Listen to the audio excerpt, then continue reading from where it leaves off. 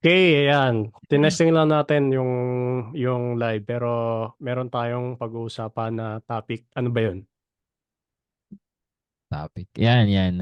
Yan, nandito nga tayo. Pag-usapan natin yung most common trait ng mga natin mga Pilipino, yung Filipino time. Isa sa mga trait natin. So, yun, Filipino time. Ano ba yung Filipino time, Nawawala na Albs? naman yung sound mo. No, wala. Umayos ka kasi. Ayan, ayan. Ganito lang. Para ka Steady umiinom Edwards eh. lang. So, ano ba yung Filipino time, Albs? Yun nga. So, ayan. Sobrang ano to, isang number one excuse, Filipino time.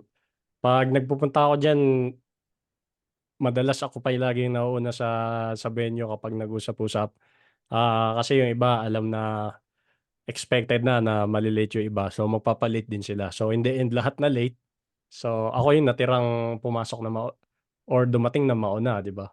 Ang pangit. So ang i-discuss natin, ang pag-uusapan natin kung paano natin i-balance yung um, Filipino time, kung paano ba natin siya babaguhin para ano na rin maging part ng habit natin na pag-attend tayo sa kung saang event or may mga meeting, dapat on time tayo.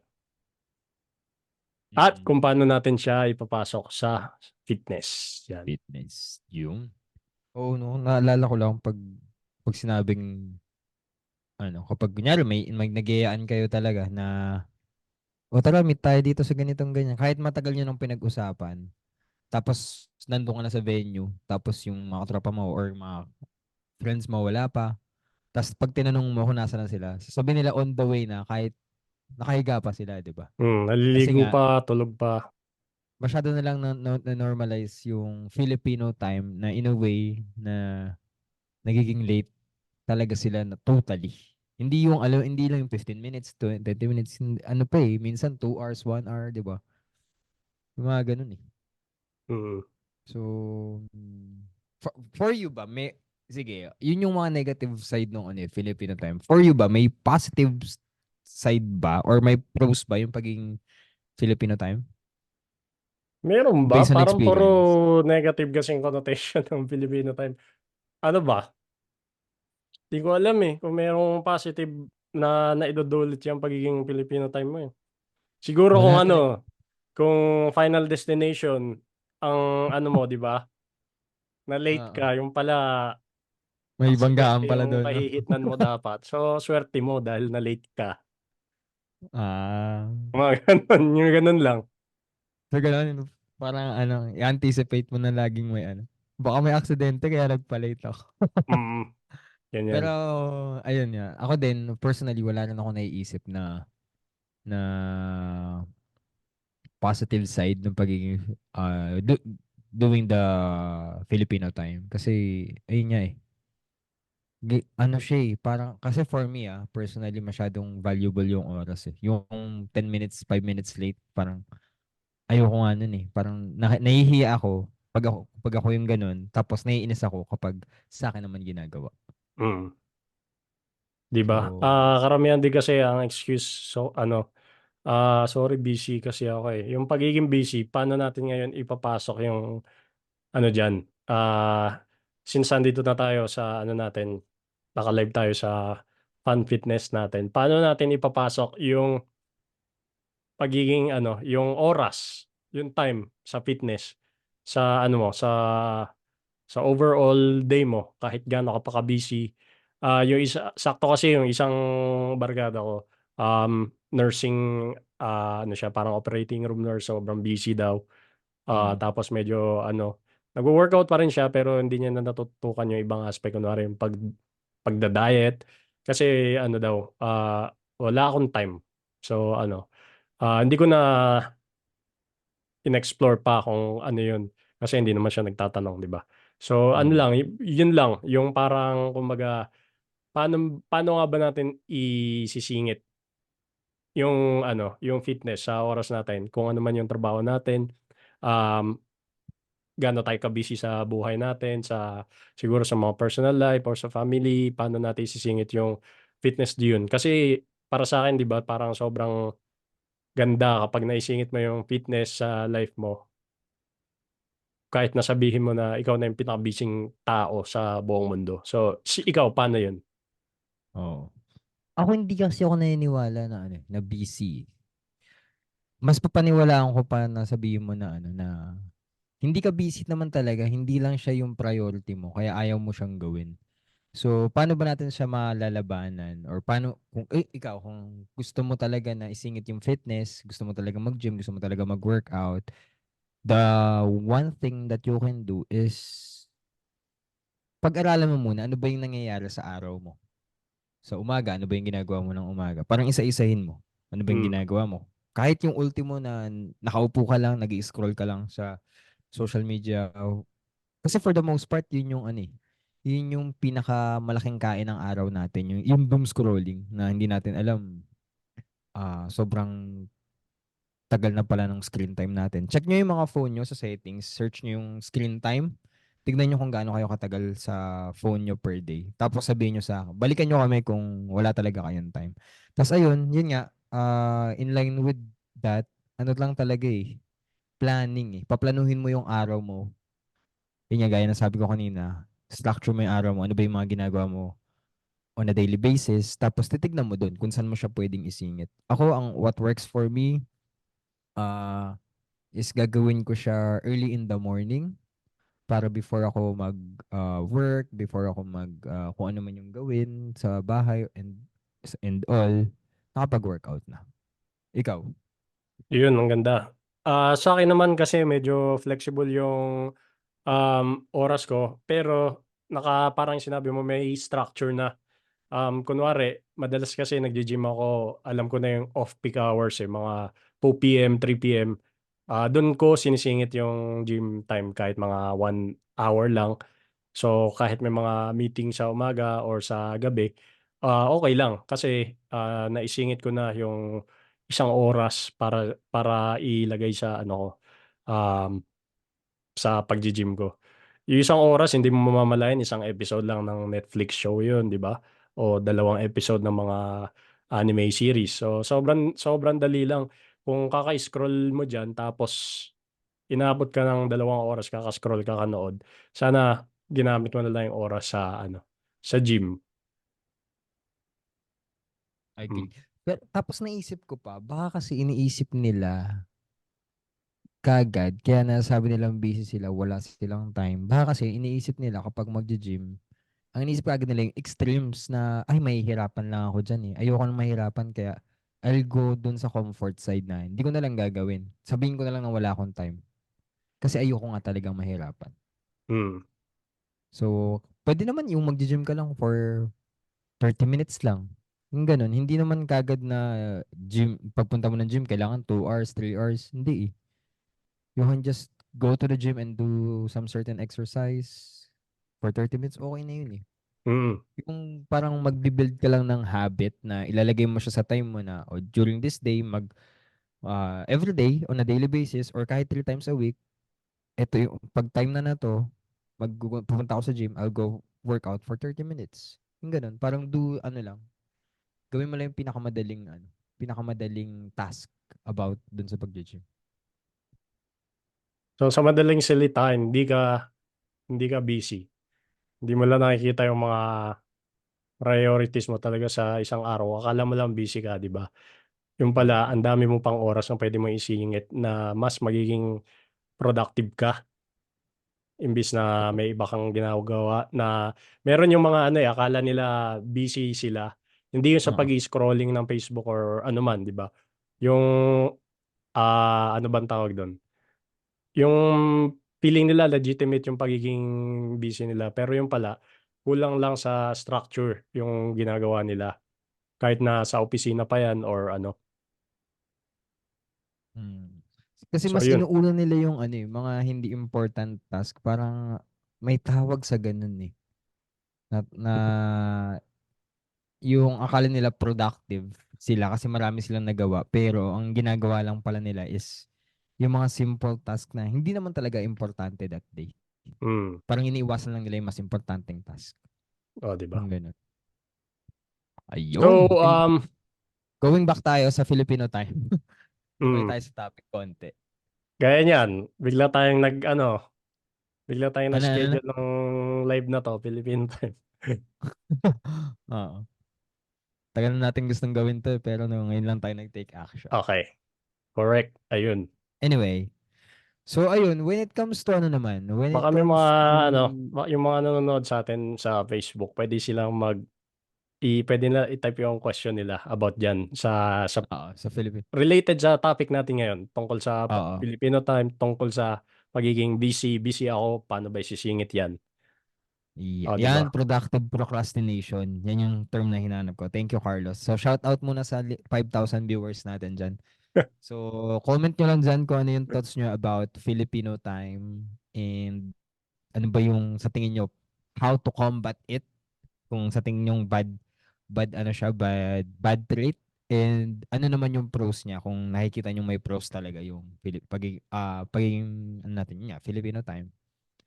So, yun, Alvin, going back dun sa ano natin, sa topic, paano mo naman siya ma-maximize? Ayun nga, kunyari, okay na, naisingit mo na yung time mo sa nakasingit ka na ng time mo sa araw mo ng workout. Ngayon, paano mo na may ma-maximize yung time na yun para maging efficient yung workout mo? Kasi nga busy ka, 'di ba? Tapos kunyari may nakakuha ka ng 30 minutes schedule sa day mo. Paano mo siya i-maximize? Paano mo siya i-maximize? Siguro unang-una siguro diyan naiisip ko dapat meron kang efficient workout program na susundin mo, hindi yung pagpasok mo sa gym, ito bicep curl ako tapos mamaya bench press. Tapos mamaya ano naman, abs naman para natira talaga yung malalakas na muscle. So, para maging efficient tayo kung 30 minutes lang, pwede nating i-structure yung workout natin beforehand na kumbaga naka-structure na for this day. Siguro lahat na pulling movements gagawin ko. So, kasya na siguro yun sa 30 minutes. Ano ba yung mga pulling movements? Yung mga rows, ganyan. For the sa shoulders o kaya sa back. O, Mm. tapos deadlift is also a form of pulling movement. So, pwede yun. Tapos next day, gano'n naman, iba namang body part na pushing naman. So, gano'n lang. Pwede mo siya i-structure kahit 30-minute workout lang. At least nadadaan mo yung mga major body parts. Tapos hindi mo, para hindi ka nalilito kung anong gagawin mo na susunod. Pwede mo siyang, ano, i-workout, kumbaga gumamit ka ng workout log. Yung workout lag. Ano bang gamit mo pang workout lag? Ano ba yung gamit ko? Alpha Progression. Ako, Meron yata silang 3 months free trial. Pwede niyo siyang gamitin. Pero para din siyang strong. yun, strong. Ako, yun ang gamit ko, strong up. Free lang naman siya. Pero may, ano rin naman kayo, may option to go premium. And, ayun, additional lang din dun sa sinabi mo na kailangan, bago ka magpunta sa gym, meron ka ng structure, alam mo na yung gagawin mo dun bago ka pa pumunta. And, once na nandun ka naman, ang gusto ko lang i-emphasize dito is pag nandun ka na, focus ka lang doon talaga sa pag-workout mo. Hindi mag, alam mo, yun, hindi ka mag sa social media, hindi ka muna Hindi ka makikipagdaldalan. chit-chat. Oo, yung ganun. Okay lang naman makipagdaldalan ka, pero kapag, alam mo yun, Gamitin mo sa pagtapos na rest yung time rest mo day pero wag mo, mo rekta ka na ulit sa next exercise. Parang yung pakikipagdaldalan, parang productive lang, or yung ano lang, yung sobrang minimal lang talaga. Kasi alam mo nga na konti lang yung time mo sa pag-workout, might as well, focus ka lang dun sa pag-exercise talaga. yun. So, ayun. Sabi ni Leila dito sa comment section. Skincare reveal, Coach Alvin. Perla. May nabibili pa bang perla? Meron pa? Para Yun yung yung ginagamit ko pag ano bang tawag doon? Yung parang kay Igo. Ah, safeguard. tretinoin. Yan, effective siya. Ayan, sabi pa ulit ni Leila. Kaya di kami nagsasabay ni Jao ngayon. Kasi dami nilang daldal. 'Pag hiwalayin yan Yan. So yung mga makakadaldal yan. feeling ko yung supposedly na 1 hour workout lang umabot sila mga 6 hours, ganun. Hmm. Shout out sa ating 4,000 viewers, ang dami. First time yata yan. Oh, Sige tuloy tayo, ano ba yung next nating pag-uusapan? sige, ano ba? Ano ba? Bukod Ano pa ba? sa related pa rin tayo sa time Filipino siyempre. time. Gusto niyong makatipid sa oras, kumbaga babawasan natin yung decision making fatigue. Ang number one na Mm. ginagawa ko yung pagmi-meal prep. Mm. Kasi ano isang araw ko lang siya gagawin, magluto ko na isang one big batch of meal na good for 1 week na, tapos hahatiin ko na lang siya na good for 7 days. So, isang meal lang yon, tapos pwede pag sinipag, dalawang batch gagawin ko para kunwari lunch tsaka dinner. Tapos yung isa, yung madali na lang gawin na kahit everyday ko i-prepare, kunwari cereal lang o kaya sandwich. Ganun lang. Para hindi na ako mag-iisip kung ano ba yung kakainin ko, ano ba yung iluluto ko ngayon. O kaya kasi minsan may times na lahat ng gagamitin kong ingredients sa pagluto nasa ref na, pero hindi pa naka-prepare. Tatama rin ako magluto sa araw na yun kasi di ko pala naluto ng weekend. So, ang tendency, kakain ako sa labas o kaya magpapa-deliver ako sa Grab, ganyan. So, nasisira yung kumbaga, kung ano man yung nagawa ko momentum past few days, nasisira pag may mga ganong tendency. So, ginagawa ko talaga, i-meal prep na lang for, kunwari Sunday. Tapos, ayun, nakatago na siya lahat sa fridge. Ikaw ba? Ako naman ano, halos same lang eh. Kasi ako nasanay na ako ng ano, hindi ko na kailangan ng variety. Parang yung sa'yo, hindi na kailangan ng variety of foods every day, especially kapag alam mo yun, may serious ako for 100 days dun sa fitness ko. May competition, may preparation na ginagawa. I tend to meal prep din na for example, weekends pa lang naka-prepare na yung mga ingredients like yung chicken breast or kung ano man yung mga breading dyan, kung ano man yung mga pampalasa. Tapos niluluto ko na din. If hindi man luto, naka-ano na siya, naka-marinade na siya. Tapos kinabukasan or pagdating ng araw nakakain na ako, luluto ko na lang, i-air fry ko na lang. So ganun Oo. din. Meal plan din talaga yung ano, Gaya niyan, number one na kakalabas lang nung Jollibee Chicken Nuggets. chicken nuggets Bibili na ako ng mga 2 bucket nun para isama siya sa meal sa prep meal ko. prep. Yan, sarap. Tapos ano pala, ano naman yung mga advice mo when it comes to those people na gusto ng Wala. variety sa ulam? Kasi Ay, tayo, sanay na tayo na isa lang yung ano variety. mm. O ngayon, syempre, iniisip nila na, ay shit, magluluto pa ako ng kung ano-ano kasi ayoko ng isa nakakasawa. So, paano ngayon siya magiging time efficient kapag maraming ulam yung gusto niya? Mag-buffet ka na lang kung gusto mo ng variety. Hindi, kung meron ka talagang goal, fitness goal, kunwari pumasok ka sa nag-commit ka sa sarili mo buong summer or simula January hanggang summer, dapat makakapag-commit ako na home cooked foods lang yung gagawin ko. Pwede ko pa rin naman magkaroon ng variety, kunwari yun nga, mag-meal prep ka ng Sunday, tapos pwede mong gawin dalawang klase. Isang klase ng ulam, tapos or dalawang klase ng ulam, tapos i-alternate mo sila every other day. Ayun, para may variety ka pa din. Hindi naman kasi, yung iba kasi feeling deprived sila kapag walang variety daw.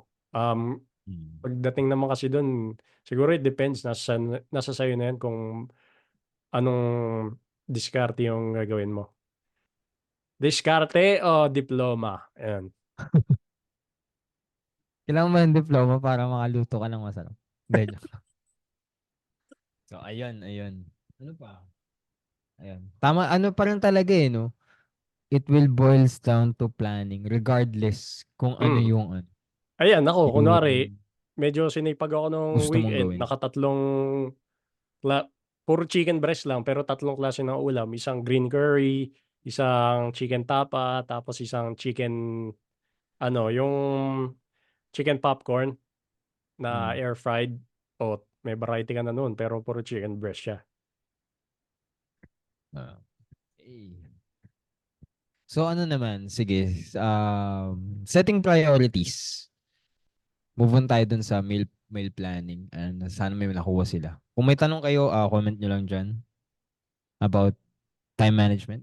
So, setting priorities, sa tingin mo, paano mo, kasi di ba, alam naman natin na ano eh, na fitness ang talaga, will take so much of your time. Hindi naman siya overnight. So, paano mo ngayon masusustain yung pagpaplano or doing the time management para makuha mo yung success sa fitness mo?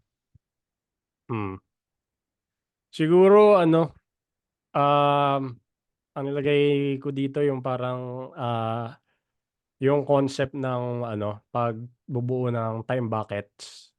Mhm. Kumbaga nakalista yung mga priorities mo for the day.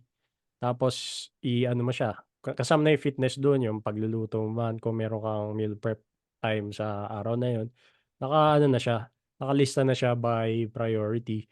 Tapos ayun, kung hangga't di mo siya natatapos, hindi ka muna magmo-move on sa mga susunod na task mo.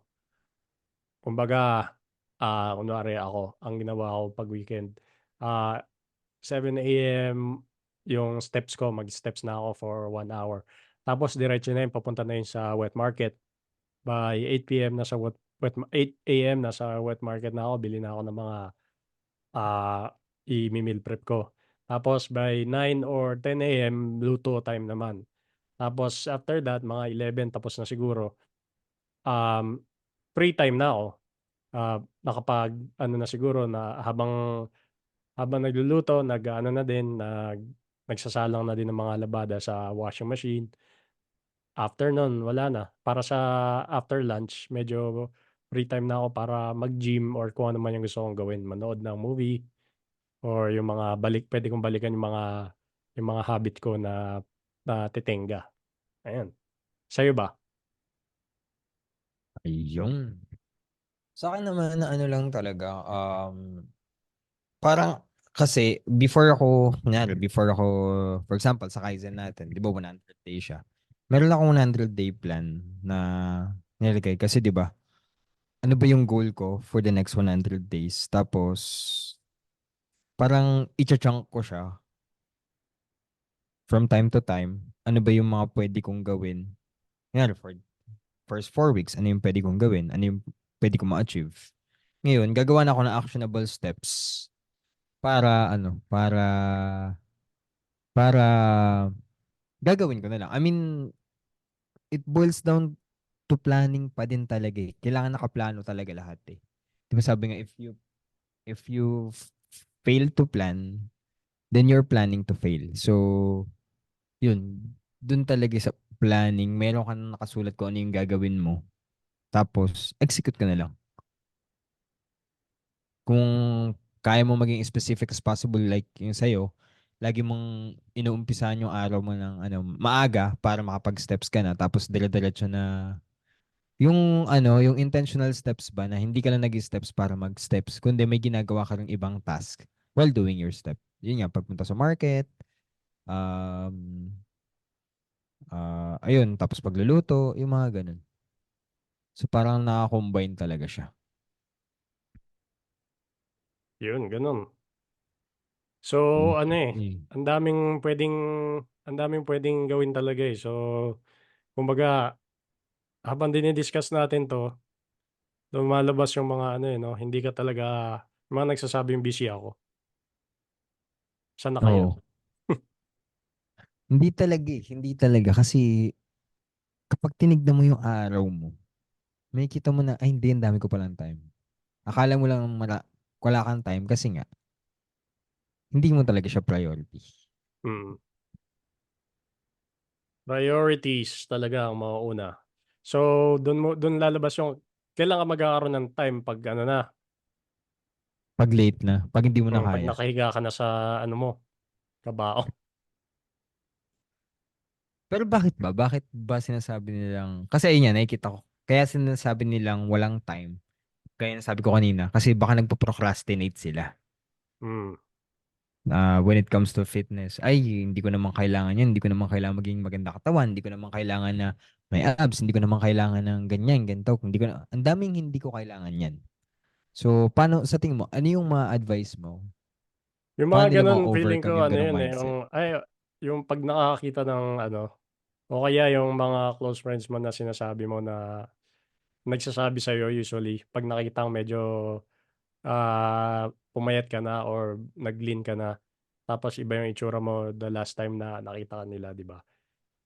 Um, Hindi 'to sa time, pero hindi na siya related sa time. Pero feeling ko meron din silang deep inside na, konting insecurity. Yung kunwari sasabihin parang defense mechanism. Kunwari sasabihin nila, ano 'yan, payat mo na, tigil mo na 'yan." Pero deep inside, most likely ano na 'yun, feeling ko may mga iniisip na yung, "Buti pa si ganito ano na, ang laki na ng pinagbago tapos ako ganito." Pero tapos ang dine-defense nila, happy naman ako yung gano'n. Happy ka ba talaga Mm. sa ganiyan? Mm. So, parang kasi, parang ayun nga, sabi mo, defense mechanism na parang ang dating is, um, paano ko ba siya ilalagay into words na, okay lang ako na ganito kasi naiinggit ako sa'yo na nagawa mo yung gusto kong gawin. While me, lagi ako nagsabi ng mga excuses not to do the things that you have done. Kaya mo nakuha yung result mo. Parang ganun. Hmm, So, paano mo siya ma-overcome? Kung ganun na yung mindset mo ngayon, paano mo naman siya ma-overcome? paano mo siya ma-overcome? Ano, kailangan tumingin ka sa ano mo, sa sarili mo muna. Kung una, bakit ka umabot sa ganyang stage? Pangalawa, gusto mo ba talagang ano, baguhin yung nakikita mo sa salamin, yung current situation mo or kung ano man 'yan. Pero kung sinasabi mong happy ka na talaga, malay mo genuine happiness naman talaga yun na, "Okey na yun basta masaya naman ako." Mhm. 'Di good for you. Pero kung deep inside alam mong Congrats. hindi naman talaga, congrats. Istorya mo 'yan, eh. Hmm. Malamang, okay ka dyan. Storya mo yan. Hindi, joke lang. Hindi, ayun, going back nga, if you are keeping on procrastinating dun sa fitness goals mo, na gusto mo naman talaga pero hindi mo siya magawa, what I can advise is start small.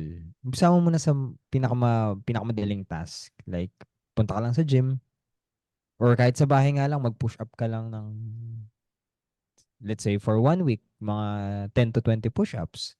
Tapos, the next week, dagdagan mo. Parang ganun.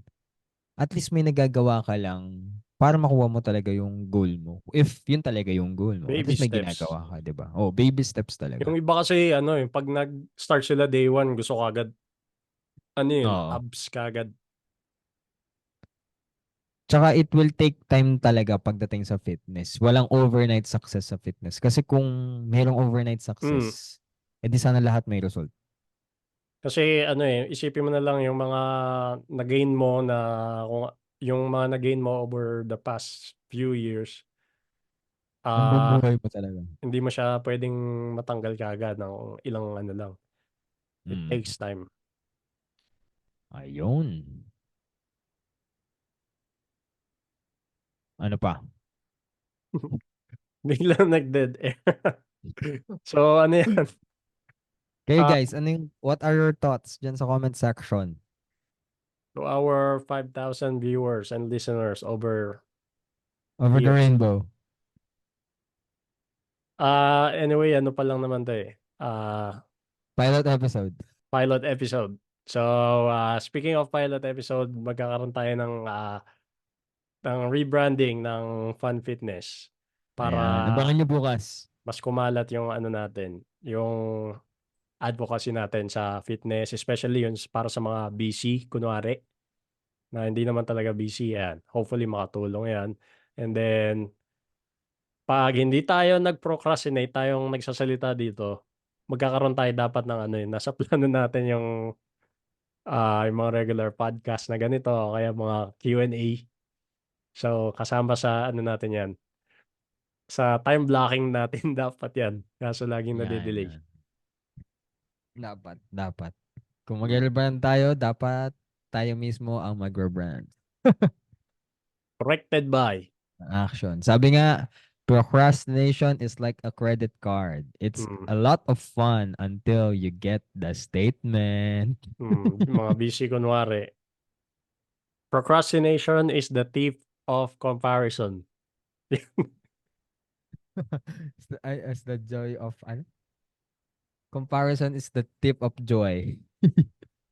Oh, nasaktan si ano, Si si Herald. Herald. Anyway, Yeah. ano pa ba yung ano natin, paano na ano na ba natin 'to, na-address na natin 'to, overcoming procrastination? Yeah. Oh, ayan. So, Ano pa? ano Meron pa? bang ano bang takeaway dapat nila dito? Share Ayun. motivational stories. So, ano talaga, eh, siguro kung sa mga nakinig dapat, puwede niyong subukan isulat niyo lang maglabas kayo ng notebook diyan, sulat niyo lang yung kung paano tumakbo yung araw niyo ngayon. Mm. Puwede niyo ring Yun. i-check yung screen time record ng phone ninyo, marami ng gano'ng settings sa phone ngayon. Sa mga smartphones. Mm, Check nyo lang. kung nakailang Para oras ka, most likely ang average diyan yung sa'kin nakikita ko, mga 4 to 5 hours, haba nun, 'di ba? mm. Nakaupo ka lang ta's scroll ka lang. Ang dami mo na palang sabi mo busy ka, pero halos wala ka palang nagawa buong araw. Doom scrolling talaga eh. Start mo Oo, yung araw mo na hindi ka nagpo-phone. Try mo lang. kaka-TikTok mo 'yan, yung sinasabi ko sa'yo. Pero i-follow niyo Naka-cellphone kami mo sa yan, bay. TikTok since nagti-TikTok kayo. Okay. Ano pa? I think yun lang. Yun lang. At tandaan nyo lang guys, wala talagang taong busy. Meron lang taong hindi priority. Hmm, Yung kung ano man yung gusto nilang gawin. Hindi setting nila. priorities lang talaga. Siguro medyo tricky pa 'pag nagsisimula ka. Pero ang Oo. magandang technique pala diyan, puwede mong i-ano, sa mga to-do list mo sa app, sa Mm. mobile phone, puwede kang mag-set ng ano dun, eh, ng alarm. Kunwari, by sa ano 9 AM, sulat ko sa notes ko or sa to-do list ko 9 AM, magluto ng meal prep. So, naka-alarm na siya, 'pag naka-alarm dapat matapos ko na yun, and then yung susunod na task na. So, ganun lang naman, puwedeng magsimula dun sa maliit na ano, kasi makakalimutin din ako, eh, marami akong ginagawa. Sobrang busy ko, pero ayan. Ayun. So, start small, i-plan nyo yung araw nyo. Tapos, let's see kung paano siya ang kinlang naman dito is simulan mo and then adjust or refine along the way. Hmm. Procrastination din yung mas inuuna ang mas madadaling task, kaya yung most important nade-delay. Ayan, tama. Ayan. Yun nga yung sinabi natin kanina, yung productive procrastination. Tama yan, Coach Trainer. Unahin Isa yung yan sa mga kalaban. Yung akala mo productive yung araw mo, pero hindi talaga kasi yung bigger task mo, hindi pa tapos. hmm. Bawal uminom dito, Ronald. Ayan. Shot na daw kayo. Ayan, guys. Sa Maraming susunod na salamat. podcast natin dito siguro puwede tayong ano, bigyan Mag-guest. niyo kami ng topic na gusto niyong pag-usapan related sa fitness, ganyan, Oo, kung paano yan. natin maisisingit yung fitness sa buhay-buhay niyong sobrang busy. So, we're here to help. Ta's abangan niyo ang rebranding ng Fat Fitness bukas at kung ano pang mga puwede naming i-offer sa madlang people. GGG. Excited ako dyan para sa inyong 'Yan, lahat, malay mo guys. mamigay tayo ng lakas ng loob. Libreng manok na buhay. Okey, Alright, salamat sa mga thank you. nanood, ang dami niyo. Sa Bukas ulit. susunod naman baka next week uli. Sarap. Bye-bye. Ciao.